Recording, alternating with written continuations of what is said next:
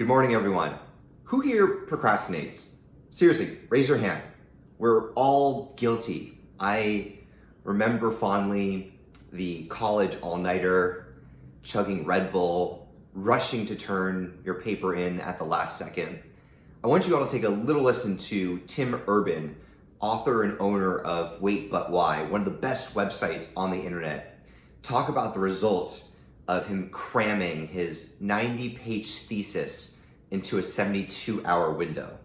But a week later, I get a call, and it's the school. And they say, "Is this Tim Urban?" And I say, "Yeah." And they say, "We need to talk about your thesis." And I say, "Okay." And they say, "It's the best one we've ever seen."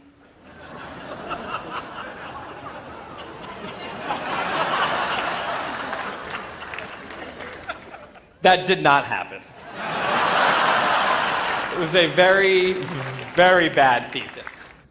Putting things off creates stress.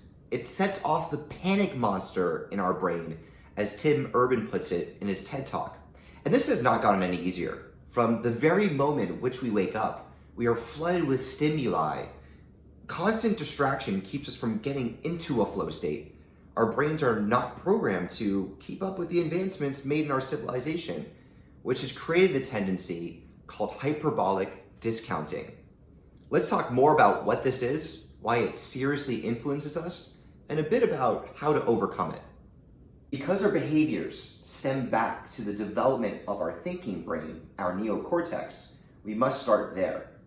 Our ancestors in the African savanna were incentivized through instant gratification.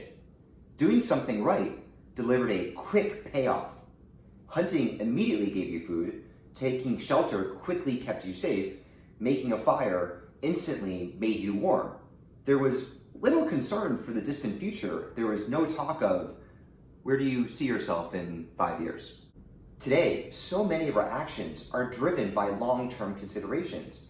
However, our brains have not changed much in the last 200,000 years since we developed our neocortex. But think about how much the world has changed in the last 100 years. Airplanes, the internet, social media. In the last 10 years, self-driving cars, virtual reality, meat manufactured from plants. We are functioning with the same hardware, yet our worlds are so vastly different. How can we expect the evolving brain to keep up? As such, our brains are functioning to still prefer short-term payoffs in lieu of long-term ones. This is called hyperbolic discounting. The way our brain rewards you is inconsistent across time, and our willingness to choose a reward decreases at a rate that is actually quantifiable. I won't go into those specifics, but think of the question, would you prefer $5 now or $20 in 6 months? We tend to choose the first option and discount the value of the second over time. We naturally value the present over the future. Sometimes this instant gratification bias causes serious future problems. Obesity, smoking, infidelity. Our brain prioritizes these bad habits for the immediate reward. The negative effects, though, may not show up for years. This is why, in goal creation, it's often said that large, aspirational goals are not going to serve you well in the short term.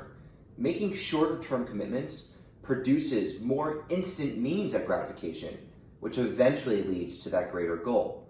Also, empathizing with your future self in moments of procrastination, thinking about how tired, stressed, anxious you will be, really can help in these pivotal moments. Now, I have only really touched the tip of the iceberg when it comes to hyperbolic discounting. It is a much more thorough subject, and there is some fascinating information on scientific studies that involve marshmallows, information on how to leverage it for your advantage in incentivizing, marketing, pricing tactics, not to mention ways to overcome it for future betterment. These are all very worthy reads, so take a look in my long-form post above. Hope you enjoyed today. We'll see you tomorrow.